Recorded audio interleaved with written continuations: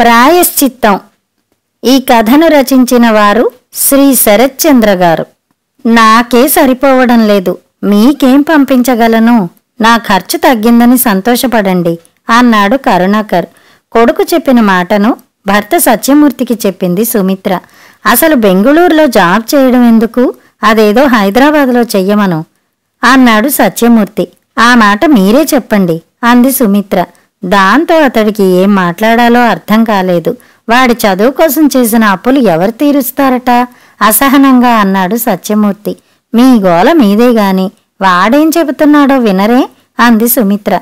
ఏం చెబుతున్నాడు? వాడి ఫ్రెండ్స్ సర్కిల్లో ఐఐటి, ఎన్ఐటి చదివిన వాళ్ళు బెంగుళూరులోనే ఉన్నారట. భవిష్యత్తులో వాళ్ళంతా కలిసి ఒక కంపెనీ పెడతారట. అందుకు బెంగుళూరే సరైన ప్లేస్ అని వాడు భావిస్తున్నాడు. చాలని జీతంతో బతకాలని వాడు అనుకోవడం లేదట. పైసా కూడా పెట్టుబడి పెట్టలేని వాడు అక్కడ చేసేదేముంటుంది? కంపెనీలో వర్కింగ్ పార్ట్నర్ అవుతాడట. ఇంటి సమస్యల పరిష్కారాల్లో మాత్రం పార్ట్నర్షిప్ తీసుకోడన్నమాట వ్యంగ్యంగా అన్నాడు సత్యమూర్తి. స్వంతంగా ఎదగాలి అన్నది వాడి కల. ఎవరి లక్ష్యాలు వాళ్ళకు ఉంటాయి. గొణుగుతున్న భార్య వైపు అదోలా చూశాడు. సత్యమూర్తి ఒక ప్రైవేట్ కంపెనీలో పనిచేస్తున్నాడు. కొడుకు చేతికి అంది వస్తాడనుకుంటే బెంగుళూరు వెళ్లి కూర్చున్నాడు. ఉన్నదంతా ఊడ్చి కూతురు పెళ్లి చేశాక పేరుకుపోయిన అప్పులు సత్యమూర్తిని భయపెడుతున్నాయి. 6 నెలలుగా భార్యతో కొడుకుని మాట్లాడిస్తూనే ఉన్నాడు. అయినా కొడుకులో ఇసుమంత కూడా మార్పు రాలేదు. జైపూర్లో 8 నెలలు పనిచేశాక కనీసం తల్లిదండ్రుల్ని చూడడానికి హైదరాబాద్ కూడా రాకుండా బెంగుళూరులో జాబ్ వచ్చిందని చెప్పి అటు నుంచి అటే ఫ్లైట్లో వెళ్లిపోయాడు. అక్కడ ఉద్యోగంలో చేరాక ఒక మెసేజ్ పారేశాడు.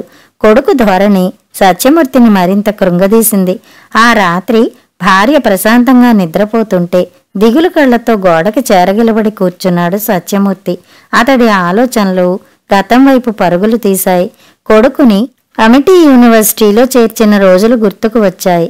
కరుణాకర్కి జేఈఈలో ర్యాంక్ వచ్చింది. కానీ ఆ ర్యాంక్కి ఏ నీట్ క్యాంపస్లో కూడా కావలసిన కోర్సులో సీట్ రాలేదు.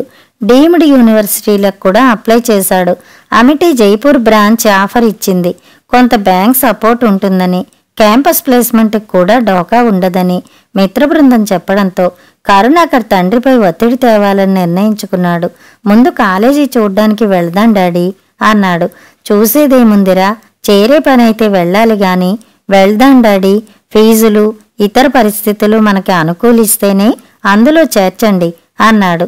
సత్యమూర్తికి పూర్తిగా అవగాహన లేదు. కొడుకు అడుగుతున్నాడు కదా, పోనీ చూసొద్దాంలే అని బయలుదేరాడు. 2 రోజులు ప్రయాణం చేసి జైపూర్లో దిగారిద్దరు. రాత్రి 9 కావడంతో ఒక హోటల్లో గదిని తక్కువ ఖరీదులోనే అద్దెకి తీసుకున్నారు. ఉదయాన్నే క్యాంపస్కి వెళ్లాలని నిర్ణయించుకున్నారు. ఆకలి వేయడంతో హోటల్ బాయ్ని పిలిచి భోజనం ఆర్డర్ ఇచ్చారు. హోటల్ బాయ్ 300 రూపాయలు తీసుకుని 4 రొట్టెలు, ప్రత్యేకంగా దాల్ కర్రీ, కాస్త నిమ్మకాయ ఊరగాయ, కాసిన్ని పచ్చిమిర్చీలు, 4 ఆనియన్స్ తెచ్చాడు. ఆకలితో ఉండడంతో కరుణాకర్ రావురావురమని తినేశాడు. సత్యమూర్తికి రొట్టె తినే అలవాటు లేదు. భోజనం దొరకదా అడిగాడు హోటల్ బాయ్ని. అయోమయంగా చూశాడతను. కరుణాకర్కి హిందీ రావడంతో హిందీలోనే అడిగాడు. రైస్ 1 ప్లేట్ 30 రూపీస్ సాబ్ అన్నాడు. అతను ఏమన్నాడో తండ్రికి మళ్లీ తెలుగులో చెప్పాడు కరుణాకర్. సర్లే తెప్పించరా అనడంతో పావుగంట తర్వాత ఒక కప్పుతో రైస్ తెచ్చాడు హోటల్ బాయ్. కప్పు భోజనం 30 రూపాయలా? నోరెళ్లబెట్టాడు సత్యమూర్తి. ఇక్కడ బియ్యం పండించేవాళ్లు తక్కువ డాడీ, అందరికీ రోటీలు తినడమే అలవాటు అన్నాడు కరుణాకర్. మరి నువ్విక్కడ రోజు ఆ రొట్టెలు తిని ఎలా బతుకుతావురా అడిగాడు సత్యమూర్తి. కాలేజీ మెస్లో సౌత్ ఇండియా ఫుడ్ కూడా ఉంటుందట డాడీ. నీకెలా తెలుసురా? క్యాంపస్ డీటెయిల్స్ నెట్లో చూసా అన్నాడు. ఆ రాత్రి పడుకున్నాడన్న మాటే గాని కొడుకుని జైపూర్లో చేర్చాల్సి వస్తుందేమో అన్న బెంగ సత్యమూర్తిని నిద్రకు దూరం చేసింది. ఉదయాన్నే 6 కల్లా లేచేశాడు కరుణాకర్. ఇంకాసేపు పడుకుంటాను మమ్మీ అంటూ తల్లి దగ్గర మారాన్ చేసే కరుణాకర్ ఉదయాన్నే లేచి రెడీ కావడం సత్యమూర్తికి ఆశ్చర్యం కలిగించింది. అక్కడ కాలేజీలో చేరాలన్న తపన కొడుకు కళ్ళలో స్పష్టంగా కనిపించింది సత్యమూర్తికి.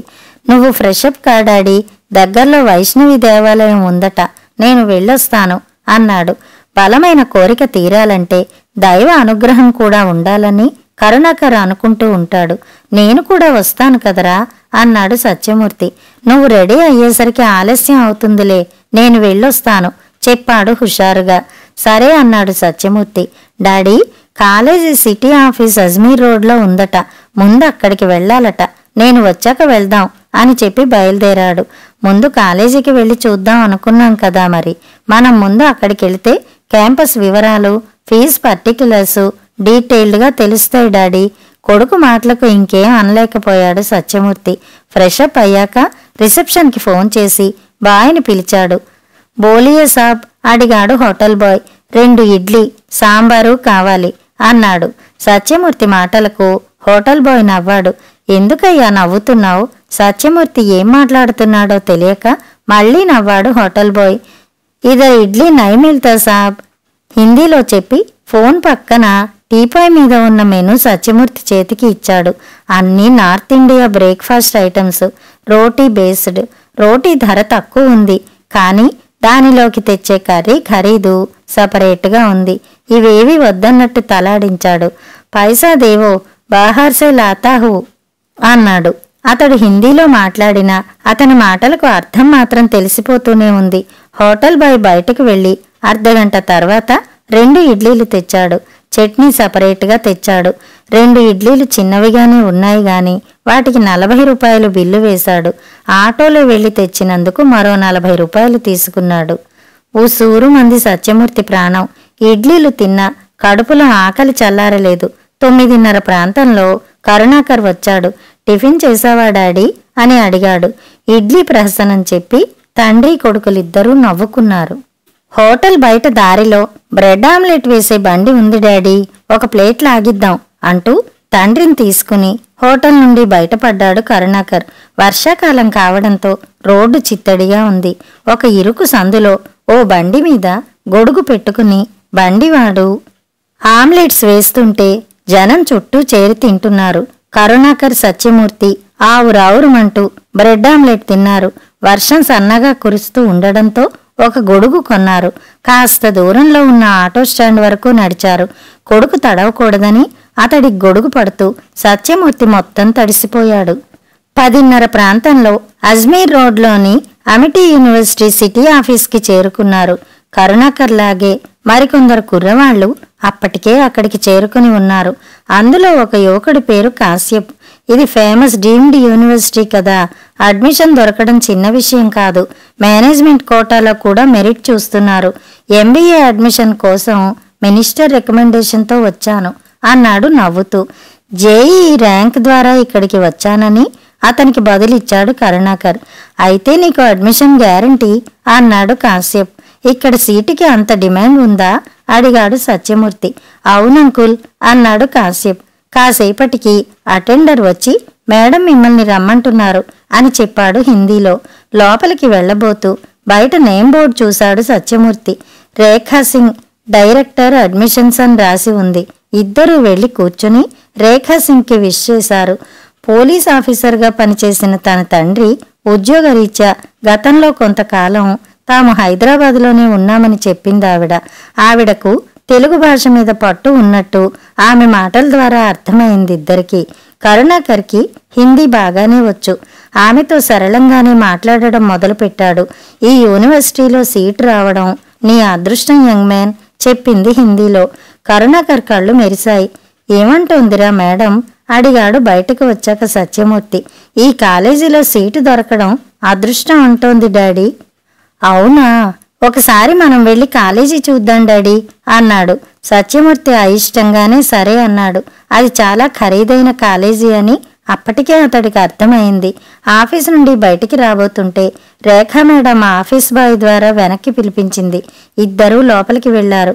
మేనేజ్మెంట్ నుండి ఇప్పుడే కాల్ వచ్చింది. మీరు అడిగిన కంప్యూటర్ బ్రాంచ్లో ఒక సీటు మాత్రమే ఖాళీగా ఉంది. ఇప్పుడు మీరు అడ్మిషన్ ఫీజు కడితే సీటు కన్ఫర్మ్ చేసి రిజర్వ్ చేసి ఉంచుతాను. లేదు, మీరు వద్దనుకుంటే మేనేజ్మెంట్ మరొకరికి అవకాశం ఇస్తుంది అని చెప్పింది. సత్యమూర్తి ఆలోచిస్తుంటే, మీరు హైదరాబాదీ అన్నారు కాబట్టి ఫేవర్ చేస్తున్నాను అంది హిందీలో. తండ్రి వైపు బేలగా చూశాడు కరుణాకర్. ఏమంటోందిరా ఆవిడ అని అడిగాడు. అడ్మిషన్ ఫీజు కడితే సీటు రిజర్వ్ చేస్తారట డాడీ చెప్పాడు. ముందు రోజు కొడుకు అడ్మిషన్ కోసం జైపూర్ వెళ్తున్నానని కొలీగ్ ప్రసాద్కి చెబితే అతడు నవ్వి, హైదరాబాద్లో కూడా మంచి క్యాంపస్లుంటాయి కదా మూర్తి, దూరపు కొండల నునుపు, ఫీజుల మోత కూడా ఎక్కువే, జాగ్రత్త హెచ్చరించాడు. ఏంటి డాడీ ఆలోచిస్తున్నావు అడిగాడు. మనం చేరేది లేనిది ఇంకా కన్ఫర్మ్ చేసుకోలేదు కదరా, ఇప్పుడే ఎలా కడతాం అన్నాడు కొడుకుతో. రేఖా సింగ్కి అతడి మాటల్లోని తాత్పర్యం అర్థమైంది. డియర్ కరుణాకర్, నువ్వు బ్రిలియంట్ స్టూడెంట్వి కాబట్టి నిన్ను ఎంకరేజ్ చేద్దామనుకుంటున్నా అనగానే తండ్రి వైపు ఆశగా చూశాడు.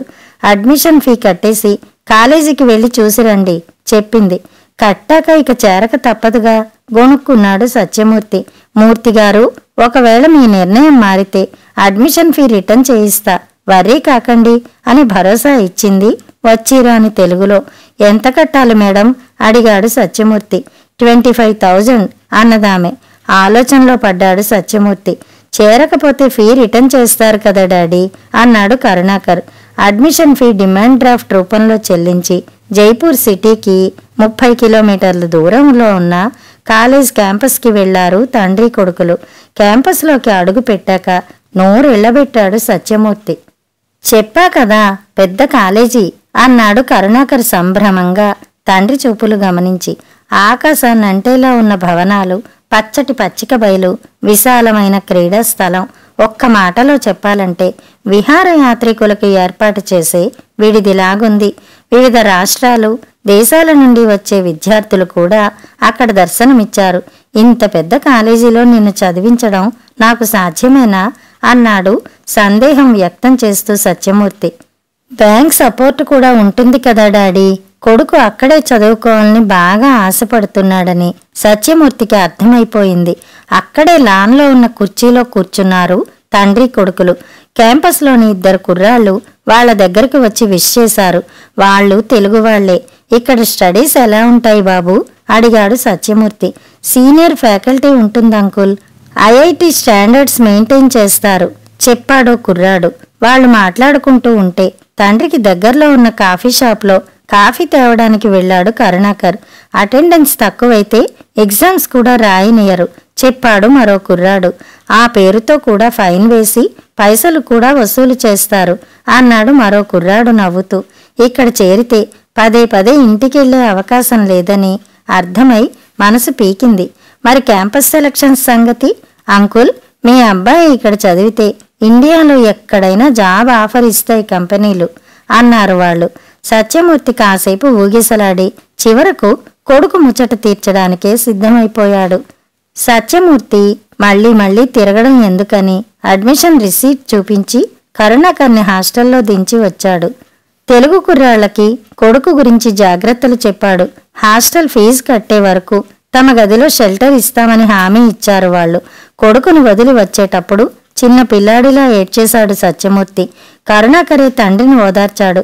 హాస్టల్ ఫీజు కట్టమంటూ 3వ రోజు నాటికి వార్డెన్ నుంచి ఫోన్ వచ్చింది. బ్యాంక్ లోన్ వచ్చాక పే చేస్తానంటే ఇప్పుడే ఇవ్వాలి, తప్పదు అన్నాడు వార్డెన్. అతడి స్వరం కాస్త కర్కోటకంగానే ఉంది. కొద్దిగా టైం ఇమ్మని అడిగి పిఎఫ్ లోన్కి అప్లై చేశాడు సత్యమూర్తి. 4 రోజులకి మళ్లీ ఫోన్.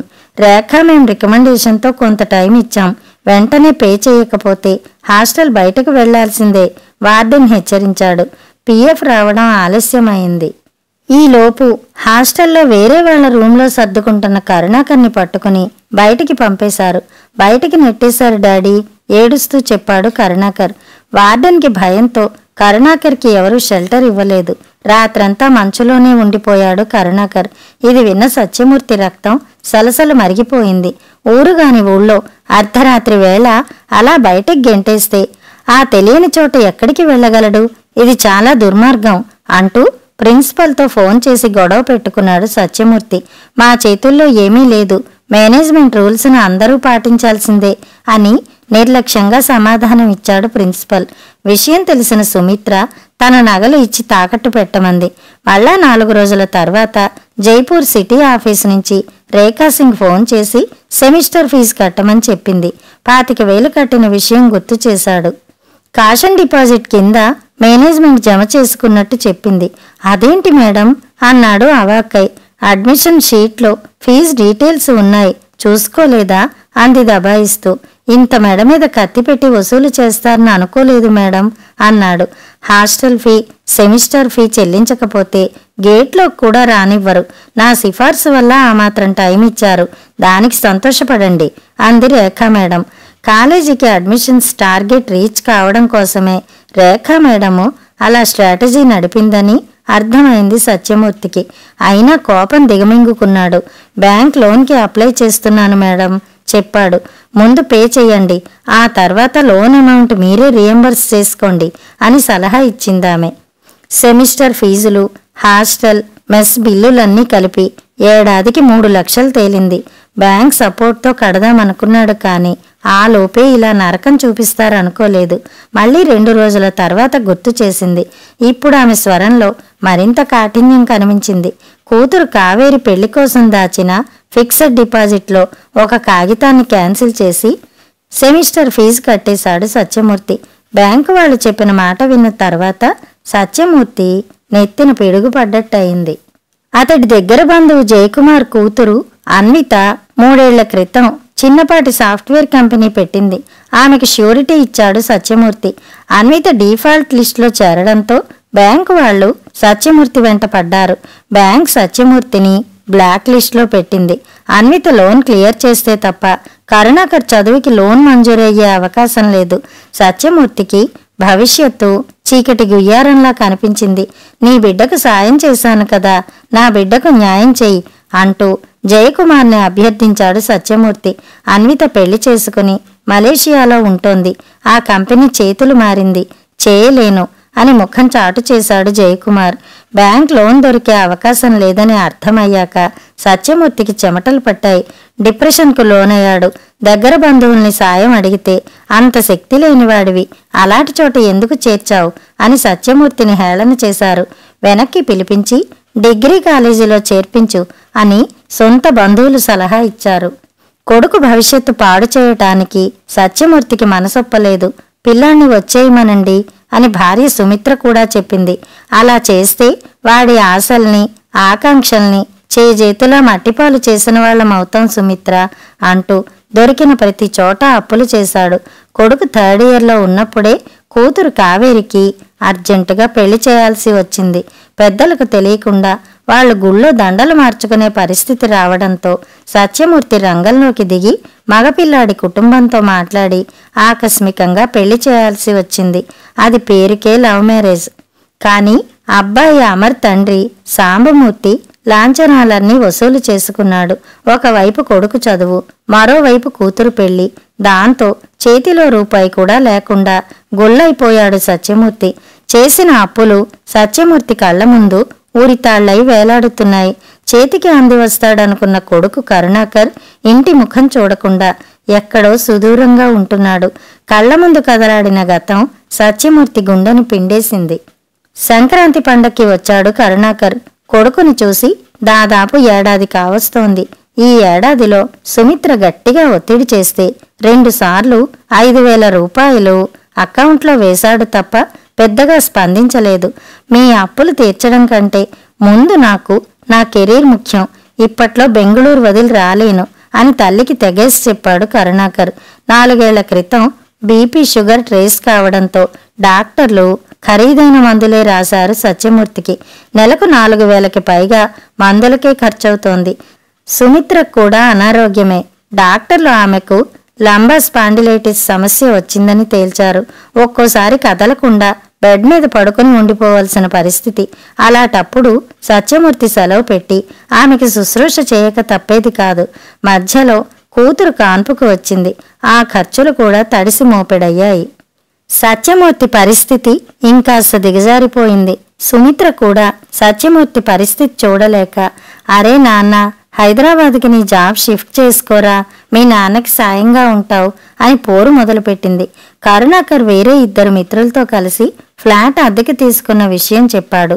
దానికి అడ్వాన్స్తో పాటు అతని ఖర్చు కూడా ఏకరవు పెట్టాడు. పైగా కొత్తగా ఫిజికల్ ఫిట్నెస్ కోసం జిమ్కి వెడుతున్నానని, ఆ ఖర్చుతో పాటు మంచి డైట్ కోసం వారానికి కనీసం 3 సార్లన్నా నాన్ వెజ్ చేయించుకుంటున్నానని, జిమ్కి వెళ్ళి వర్కౌట్లు చేసేటప్పుడు అనివార్యంగా చికెను, ఫిష్ వంటి పౌష్టికాహారం అనివార్యంగా తీసుకోవాల్సి ఉంటుందని వివరించి తల్లికి చెప్పాడు. ఎవరో మద్రాసి బాగా వంట చేసే వ్యక్తి వాళ్ళకు కుదిరారట. ఆర్ముగం చికెన్ వండితే అచ్చం నువ్వు చేసినట్టే ఉంటుంది మమ్మీ అంటూ లొట్టలు వేసుకుంటూ ఫోన్లో తల్లికి కబుర్లు చెప్పేవాడు. ఇంగు వేసి ఆర్ముగం సాంబారు చేశాడంటే చాలు, ఆ ఘుమఘుమలు ఆ వీధంతా వ్యాపిస్తాయి అని ఊరిస్తూ చెప్పేవాడు. అంతా విని సుమిత్ర నిట్టూర్చేది. ప్రోటీన్ కోసం వీలైనంత ఎక్కువగా చికెన్ తీసుకోమని డాక్టర్లు ఆమెకి సలహా ఇచ్చారు. కానీ సత్యమూర్తి నెలకోసారి కూడా చికెన్ తేవడం మానేశాడు. ఒక్కోసారి మజ్జిగ పులుసుతోనే క్యారేజ్ సర్దుకునేవాడు సత్యమూర్తి. నువ్వు అప్పులు తీర్చడం సంగతి తర్వాత, ముందు నువ్వు హైదరాబాద్కి షిఫ్ట్ అయితే కనీసం ఇంటికి కట్టే అద్దె భారమైనా మాకు తగ్గుతుందిరా నాన్న అని సుమిత్ర కొడుకును బతిమాలేది. మీ మాటలు వింటూ కూర్చుంటే నా కెరీర్ పాడవుతుంది మమ్మీ, ప్లీజ్ నన్ను వదిలేయండి అని ఫోన్ కట్ చేసేవాడు. హైదరాబాద్ రావడం దరిదాపు తగ్గించేశాడు కరుణాకర్. ఒకసారి వెళ్ళి వాడిని చూసి రావయ్యా అని సుమిత్ర చెబితే తీరిక చేసుకుని ఒకరోజు సత్యమూర్తి బెంగుళూరు వెళ్ళాడు. కరుణాకర్ తీసుకున్న అపార్ట్మెంటు చాలా రిచ్గా ఉంది. గదిలో fridge, sofa set, washing machine, micro oven అన్నీ ఉన్నాయి. ఒక కుటుంబానికి కావలసిన అన్ని సౌకర్యాలు సమకూర్చుకున్నారు. పెళ్లి చేసుకుంటే ఏకంగా కాపురం కూడా పెట్టేయొచ్చు.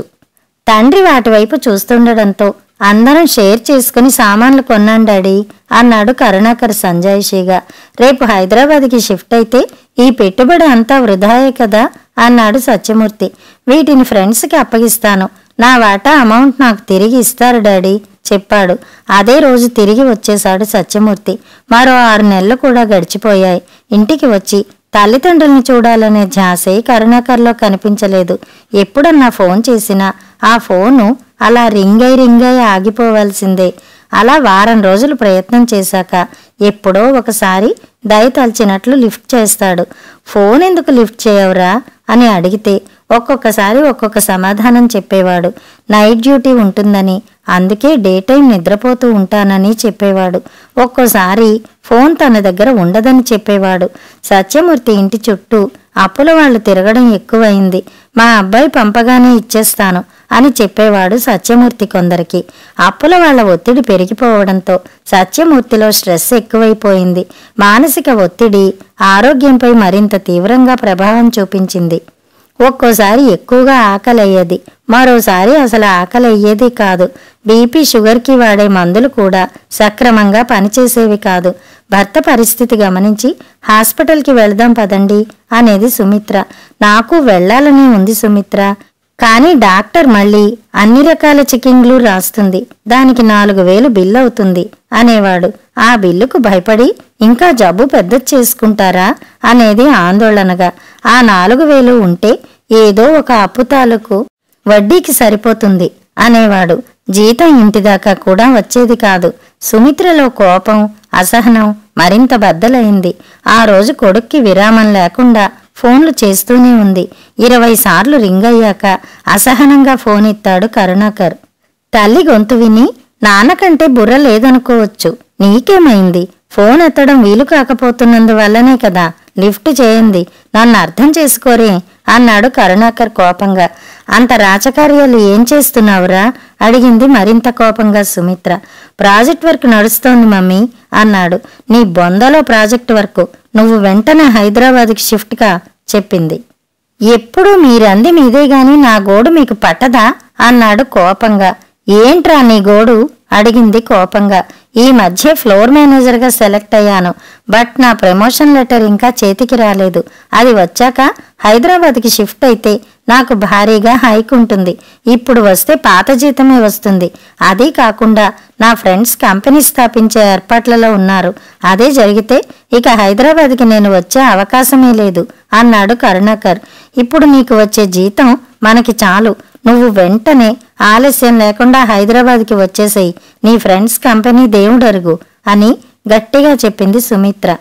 మీకు ఎంత చెప్పినా అర్థం కావట్లేదు అని ఫోన్ కట్ చేశాడు. భార్య మాటలు వింటూనే ఉన్నాడు సత్యమూర్తి.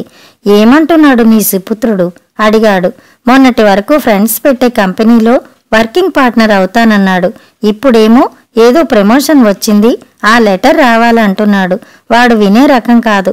వాడి కోసం ఇంత అప్పు చేయటం, ఆ అప్పు తీర్చలేక మీరు ఇలా కష్టాలు పడ్డాం, అంతా మన ప్రారబ్ధం అంది సుమిత్ర. ఆశ్చర్యంతో నోరు వెళ్లబెట్టాడు సత్యమూర్తి.